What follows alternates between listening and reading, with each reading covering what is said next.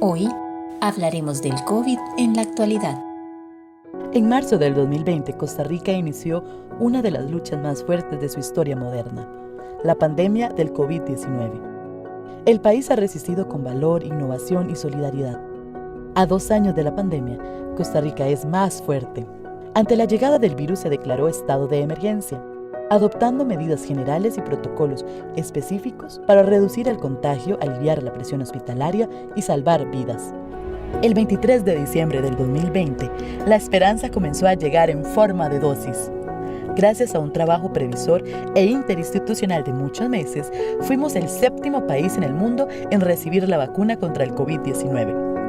Se han aplicado unas 10,5 millones de dosis, convirtiéndonos en uno de los pocos países en el mundo con el 85% de su población con al menos una dosis, superando a Alemania, Bélgica, Francia, el Reino Unido y Estados Unidos, según datos internacionales.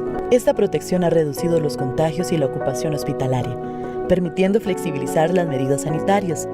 La población ha podido regresar a playas, centros comerciales, gimnasios, iglesias, restaurantes y parques. Asimismo, estudiantes y docentes regresaron a la presencialidad en escuelas y colegios, de manera más segura. Para ampliar más sobre este tema, nos acompaña el doctor Juan José Romero Zúñiga, docente e investigador en la maestría en epidemiología de la Universidad Nacional. Juan José, bienvenido nuevamente a Conciencia. Agradecemos muchísimo que ustedes tienen parte de su agenda del día de hoy actualizarnos con respecto a la pandemia en nuestro país. Muchísimas gracias. No, el gusto es mío. Más bien agradecerle a usted, Gustavo, por la invitación a estar en este programa, aprovechar de nuevo de felicitarlo por estos 10 años de conciencia y bueno, podríamos hacer mucha filosofía con respecto al nombre de este programa y de lo que significa, pero creo que también podemos precisamente aprovechar este espacio para hacer conciencia de lo que significa la pandemia para nosotros en este momento y lo que puede venir para el futuro. Vamos a ver si nos alcanzan los 28 minutos del día de hoy para hablar de tantas cosas. Juan José, comencemos con ese decrecimiento de contagios que se ha experimentado en nuestro país. Coméntenos, ¿a qué se debe ser parte del pronóstico que ustedes tenían? ¿Estaba presupuestado, como se dice? Adelante, por favor. Sí, cuando uno ve la dinámica de una enfermedad, usualmente digamos que uno juega con 3 componentes: los susceptibles, los infectados y los que se recuperan o que se mueren, ¿verdad? Y entonces usualmente un agente infeccioso cuando ingresa en una población, pues comienza a infectar, ¿verdad? Y se comienzan a dar los contagios de persona a persona o de la forma que la gente lo haga. Y entonces comenzamos a observar un decrecimiento en la cantidad de los infectados, de los susceptibles. Comienzan a incrementar los infectados, pero los infectados tienen forma usualmente de una curva que crece y que luego baja. Entonces era esperable que en algún momento bajara la cantidad de casos porque cada vez vamos teniendo menos susceptibles. Ahora, el tamaño de esa curva que sube y que luego baja depende mucho. Por ejemplo, en el caso ya de esta 4ª ola que tuvimos con Omicron, va a depender mucho de los contagios previos y de cuánta gente susceptible había o de las vacunaciones. Entonces, digamos que nosotros sabíamos que en algún momento la curva tenía que bajar. El punto era cuándo o a partir de cuándo. Curiosamente, lo esperábamos más o menos para el momento de la semana de las elecciones, de cerca del 6 de febrero, y efectivamente así ocurrió. Pensábamos que tal vez no nos íbamos a bajar tan rápido con esta ola, precisamente por el efecto de las elecciones. Sin embargo, no fue así. Digamos que siempre seguimos observando la reducción de casos hasta lo que tenemos hoy. Ahora, es muy curioso. Usualmente las curvas suben de manera exponencial positiva digamos, esto quiere decir que cada vez hasta cierto punto tenemos más casos proporcionalmente que la vez anterior, no es necesariamente lineal, pero igualmente cuando baja, baja de la misma manera. Entonces, por ejemplo, ahora podemos observar que hay una reducción absoluta que cada vez viene siendo proporcionalmente proporcionalmente mayor a la previa, pero en lo absoluto viene siendo cada vez más pequeña. Entonces, es normal ver esto que estamos viendo ahora, ¿verdad? Entonces, en algún momento bajamos en una semana 500 casos en promedio, pero resulta que ahora estamos bajando 30, 40, 50 casos en promedio, pero seguimos bajando hasta que llegamos a un punto en lo que nosotros podríamos llamar, digamos, un valle, ¿verdad? Una fase de cierta calma, que es precisamente en la que nosotros tenemos que poner atención porque ya hemos pasado por esos valles que después se nos convierten en una ola. No sé, esto no se llama ola por pura casualidad, esto tiene, bueno, usted es biólogo y entonces usted sabe cuando hablamos de mares y mareas, y entonces entendemos que usualmente vamos a tener una ola, vamos a tener un momento de calma, pero luego volvemos a tener una ola. El asunto es ver cuándo, de qué tamaño y con qué intensidad. Recientemente, Juan José, se eliminaron algunas restricciones en nuestro país, entre ellas una muy importante, la restricción vehicular. De acuerdo al criterio de ustedes, epidemiólogos, estas medidas son recomendadas, ¿se están haciendo bien las cosas? A ver, en este momento en Costa Rica prácticamente, digamos, y aquí voy a citar a la doctora Eugenia Corrales, viróloga muy connotada de la Universidad de Costa Rica, que nos dice la doctora Corrales que a ella le gusta más hablar de medidas preventivas que de restricciones, y yo me voy a apuntar con ella. En realidad la única medida preventiva que queda ahorita en Costa Rica es el uso de las mascarillas en espacios cerrados. El lavado de manos sigue siendo una recomendación, ¿verdad? Básicamente, o el uso de las mascarillas en espacios abiertos sigue siendo una recomendación, no necesariamente un requerimiento. Entonces, para responderle la pregunta, ¿es el momento o era el momento? A ver, yo hubiera sido un poquito, pero yo soy más conservador, ¿verdad? Entonces, yo hubiera sido un poquito más conservador, hubiera extendido un poquito más este periodo de restricción. La restricción vehicular sanitaria se eliminó hace más tiempo todavía, pero digamos, los aforos, ¿verdad? Ahora, en este momento, tenemos un 100% de aforo sin uso de código QR. Eso quiere decir sin verificar el estado vacunal de las personas. Y lo tenemos para actividades educativas, culturales y deportivas. Entonces, prácticamente, digamos que tenemos aforos completos en todo lado. Solo digamos, lo único que falta es decir a las actividades comerciales, pero ya las actividades comerciales también tienen aforos del 100%. Entonces, en realidad, aforos de 100% sin vigilar por el estado vacunal, apoyándonos quizás en el hecho de que más del 85% de la población tiene 2 dosis de vacuna, cerca del 90% ya casi, tenemos 2 dosis de vacuna, y cerca del 43-44% tenemos 3 dosis de vacuna. Ahora, esta cantidad de vacunas aplicadas y la situación epidemiológica actual nos dicen que podíamos eliminar esas medidas preventivas como las del aforo. Bueno, hay que recordar que hay una enorme presión económica y probablemente ante el escenario positivo que hay en este momento, pues se ve muy bien hacerlo, reactivar económicamente. Hay que recordar que el último año representó, desde el punto de vista fiscal, una recaudación superior a tiempos prepandémicos inclusive. Y todo esto tiene que ver con reactivación económica. Entonces vamos en el camino a la reactivación económica.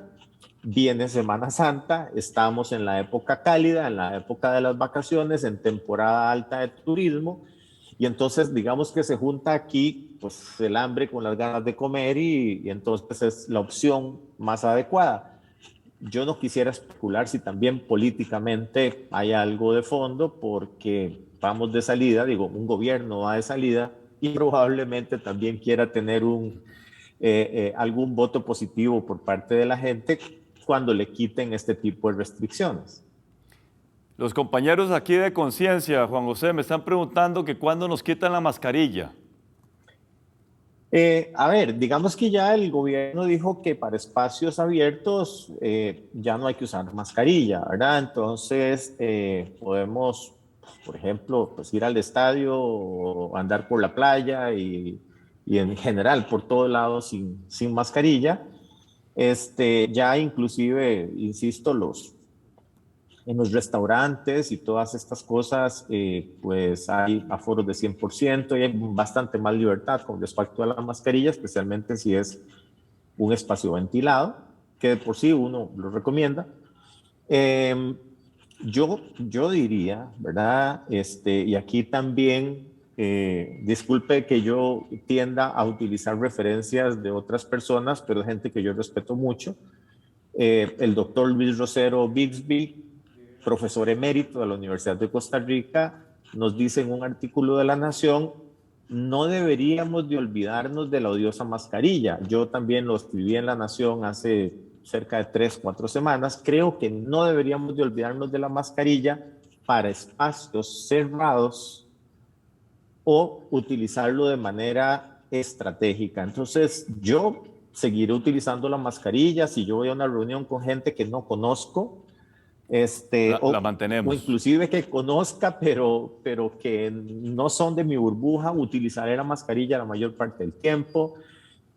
Yo sigo recomendando por ejemplo, en el caso de las aulas universitarias o de los colegios y las escuelas y cosas por el estilo, que siempre se siga utilizando la mascarilla en espacios como estos, precisamente. Perfecto. Permítame hacer una primera pausa, ya continuamos con todas y todos ustedes. Eliminar las medidas de salud pública, como el uso de mascarillas y el distanciamiento físico, está contribuyendo a la propagación del virus en muchos países.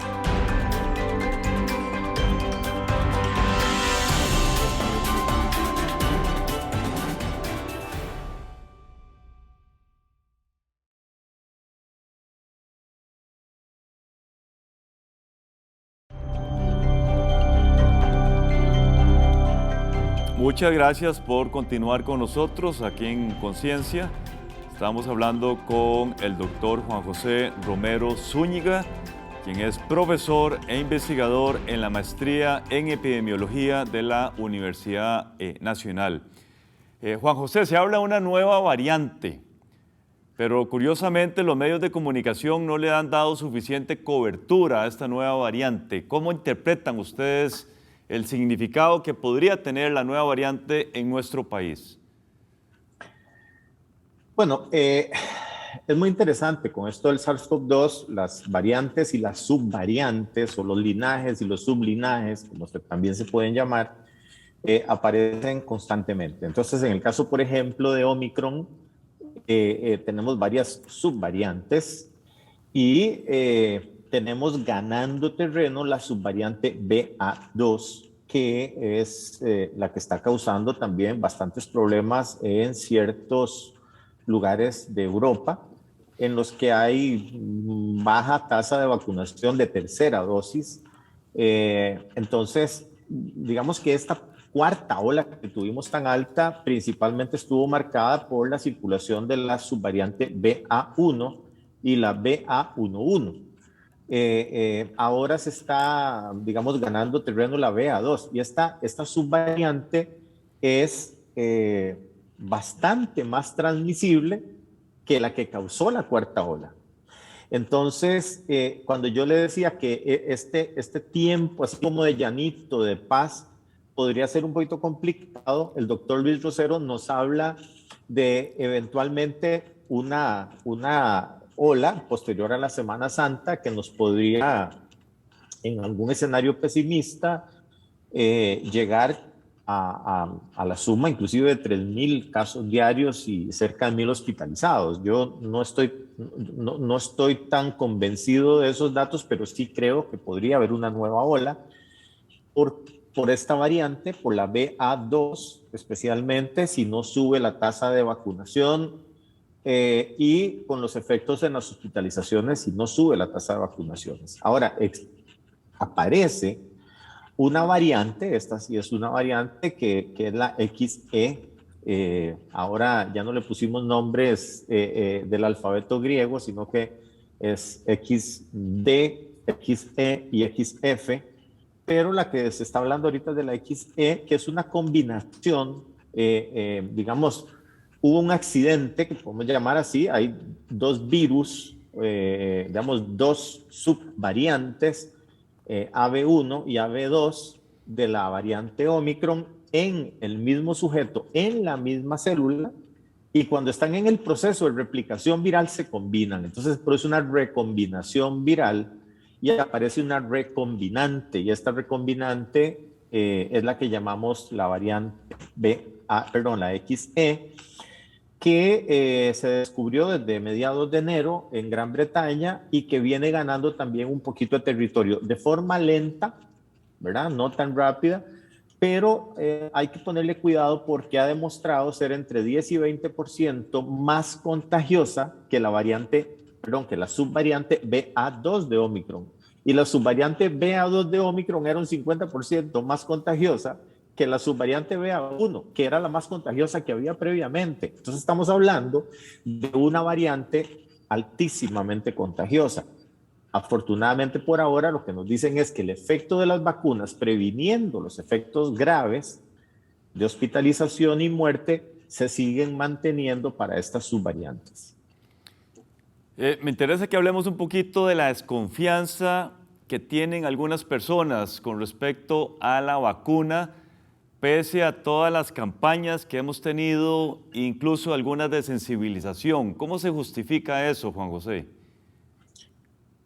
Bueno, creo que la desconfianza es normal y es buena. La desconfianza es buena porque, bueno, nosotros somos científicos y desconfiamos.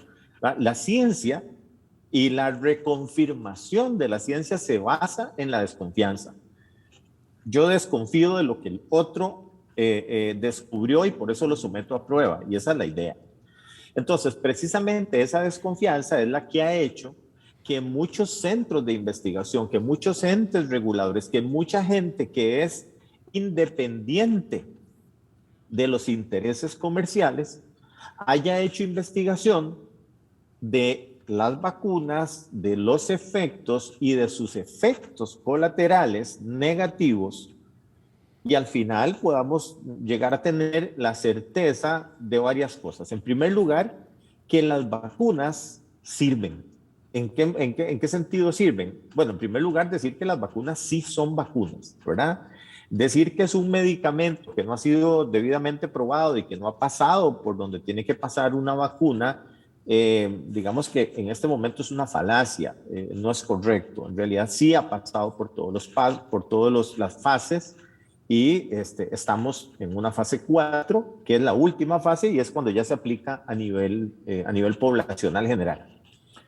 Entonces, tenemos claro de que es una vacuna, tenemos claro de que es efectiva, además de ser eficaz. Entonces, ¿es eficaz para qué? El problema es que la gente ve la eficacia en términos de cuántos casos de enfermedad previene. Y una vacuna no es para prevenir casos de enfermedad, es para prevenir los efectos graves de la enfermedad. De eso se trata. La gente se vacuna contra la gripe. Perdone que lo interrumpe, pero tenemos que desarrollar esto mejor en el siguiente segmento. Ya regresamos con todas y todos ustedes.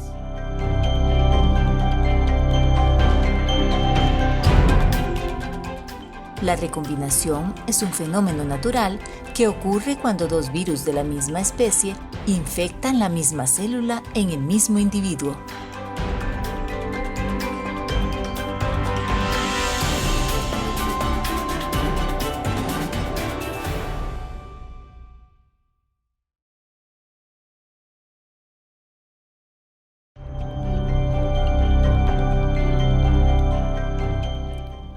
Estamos conversando con el doctor Juan José Romero Zúñiga, profesor e investigador de la maestría en epidemiología de la UNA. Perdón la interrupción, teníamos que hacer una pausa para el tercer segmento. Juan José, hablamos de la desconfianza que usted nos está describiendo para justificar el comportamiento de algunas personas. Sí, entonces yo le decía que es normal la desconfianza, pero la desconfianza mueve a crear confianza. ¿Y cómo creamos confianza? Estudiando, analizando.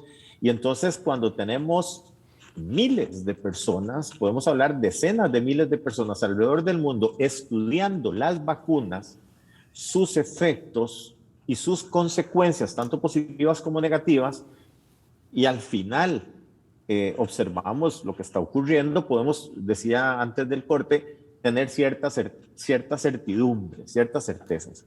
Por ejemplo, uno, de que sí estamos en presencia de vacunas, por lo menos de las que están aprobadas por las agencias reguladoras, sí son vacunas. En segundo lugar, que sí son efectivas, además de ser eficaces. Entonces, esta eficacia y esta efectividad medida en términos no de cuántas infecciones previenen. Las vacunas no están hechas para prevenir infecciones. La gente se vacuna y se puede infectar. Es normal. Lo que queremos es que no se enferme o que no se enferme gravemente. Y las vacunas están logrando eso. Las vacunas están logrando que muchas personas vacunadas, aunque se enfermen, no vayan a dar al hospital, o si van a dar al hospital tengan un mejor pronóstico que aquellas personas que no se vacunan, y la evidencia es abundante y apabullante a favor de las vacunas, aquí y en el resto del mundo. Entonces, eso es lo que tenemos que tener ahora. La gente le dice a uno, sí, pero es que vea, un amigo mío tenía las 3 vacunas, se enfermó, cayó al hospital y se murió. Sí, esas cosas pueden ocurrir. Esto es naturaleza y en la naturaleza, en la biología, eso no es ciencia exacta, ¿verdad? ¿Por qué? Porque cada uno es diferente, porque tenemos complicaciones y entonces es normal que ocurran esas cosas que podríamos llamar anecdóticas o que podríamos llamarles normales dentro de lo esperable. Es normal que haya gente que se enferme, es normal que haya gente que se hospitalice y es normal que haya gente que muera a pesar de las vacunas. ¿Por qué? Porque tienen factores de riesgo o tienen complicaciones que hacen que de ahí, pues, las vacunas no les funcionen completamente. Es normal. La gente le dice a uno, pero es que hay gente que se ha muerto solo por el hecho que le ponen la vacuna. Efectivamente, no les voy a mentir, es cierto. Si uno se va al sistema VAERS, el sistema de, digamos, de registro de los efectos negativos de las vacunas que hay a nivel mundial, se registran muertes, se registran enfermedades graves posteriores a las vacunas. Sin embargo, se registra de 1 por 1 millón o de 1 por 10 millones de vacunas aplicadas a nivel mundial. O son los que se llaman efectos raros, pueden ocurrir. Sin embargo, la relación beneficio-riesgo, pero por mucho, está a favor del beneficio. Entonces, sí, uno puede decir, bueno, es que a mí me podría pasar, sí, a mí me podría pasar que me caiga en el baño y me rompa la cabeza, eso podría pasar. Pero si tomamos ciertas medidas de precaución, puede que eso no ocurra y sea más probable que eso no ocurra. Tan es así que nos hemos bañado miles de veces y no nos hemos caído. Bueno, lo mismo pasa con las vacunas. Las hemos aplicado en miles de millones de personas en este momento y los efectos negativos severos, graves, en realidad los podemos contar por miles. Entonces, cuando vemos la relación beneficio-riesgo, definitivamente el beneficio es enorme hasta este momento. Se ha dicho desde el inicio que el SARS-CoV-2 no distingue estrato social, género o edad. Del análisis de la cantidad de datos que ustedes manejan, ¿podemos afirmar que esto es cierto? En el sentido biológico, sí. O sea, pues uno esperaría que una persona más sana resista mejor la enfermedad, pero el contagio le puede dar a cualquiera. Entonces, igual se puede contagiar un rico que un pobre, una persona que hace mucho ejercicio, que una persona sedentaria o una persona sana y una persona enferma de cualquier otra cosa. ¿Por qué? Porque el virus funciona igual. Ahora, los efectos es lo que son diferentes. Al principio, eso sí, se habló mucho de la sindemia y seguimos teniendo el asunto de la sindemia. ¿Qué es esto? Pues que una epidemia, ¿verdad?, se junta con otra y se suman. Entonces tenemos, por ejemplo, la pandemia de obesidad o la pandemia de la hipertensión arterial o la pandemia de las cardiopatías producto del tabaquismo y todas estas cosas, y viene un virus que se aprovecha de esas condiciones y entonces agrava los cuadros y se suman, hay un efecto aditivo y hasta multiplicativo que hace que haya un peor pronóstico. Entonces, sí, efectivamente le da lo mismo a un rico que a un pobre. Esto ha matado presidentes, esto ha matado expresidentes, esto ha matado artistas de cine y ha matado a la gente más pobre y más humilde del mundo. Entonces no distingue. Eso es definitivo. Ahora, al principio de la pandemia sí se vio una mayor afectación en población, digamos, vulnerabilizada. ¿Por qué? Porque no tenían acceso a servicios de salud en muchos países del mundo. En Costa Rica, gracias a Dios, sí. Pero también era gente que tenía mal control de las enfermedades crónicas, como la diabetes, la hipertensión y las cardiopatías y todas estas cosas. En Costa Rica, afortunadamente, la situación es un poco diferente, pero tampoco es que sea tan buena. Hay que ponerle mucha atención en realidad. Claro. Lamentablemente, siempre se nos quedan muchas preguntas, Juan José. Vamos a tener que hacer más espacios para que usted pueda exponer tan sencillo que lo presenta a la población de Costa Rica todos esos temas que son difíciles de entender. Pero de una vez lo comprometo a hacer un espacio en su agenda para hacer otro programa sobre la actualidad de la pandemia en nuestro país. Le agradezco muchísimo su tiempo. Y me alegra contar siempre con la disponibilidad que usted siempre ha tenido para Conciencia. No, más bien el agradecido soy yo, al igual que usted. Yo soy un servidor público, soy funcionario de la Universidad Nacional, a mí me paga el pueblo de Costa Rica, así que estoy a disposición todo el tiempo. Excelente, muchísimas gracias, feliz día, Juan José. Muchas gracias a ustedes, continúen con la programación de Canal 15 UCR. Hola, nos encontramos de nuevo en este segmento que hemos llamado Conceptos. Soy Catalina Lao y voy a definir lo que dijo nuestro invitado aquí. Si uno se va al sistema VAERS, el sistema de... Bien, el sistema VAERS, por sus siglas en inglés, es un sistema de reporte de eventos adversos después de la vacunación. Como señala el invitado, las vacunas pueden causar efectos secundarios o reacciones adversas, pero su beneficio es mucho mayor, por lo que es recomendable aplicarse las dosis contra el COVID-19 para estar más protegido. Pero también el investigador nos dijo: de las enfermedades crónicas como la diabetes, la hipertensión y las cardiopatías y todas. Cardiopatía o enfermedad cardiovascular es el estrechamiento de los pequeños vasos sanguíneos que proveen sangre y oxígeno al corazón. Muchas son las causas que pueden provocar una enfermedad del corazón, desde los factores hereditarios hasta el sedentarismo y el consumo de tabaco, drogas o alcohol. El investigador nos señala las enfermedades crónicas, la obesidad, problemas del corazón y la hipertensión como algunos de los factores de riesgo que pueden agravar la condición de un paciente con COVID. Esto fue Conceptos. Los invito a acompañarnos en otro programa de Conciencia para seguir definiendo más palabras. No olviden visitar nuestras páginas de Facebook y YouTube. ¡Hasta la próxima!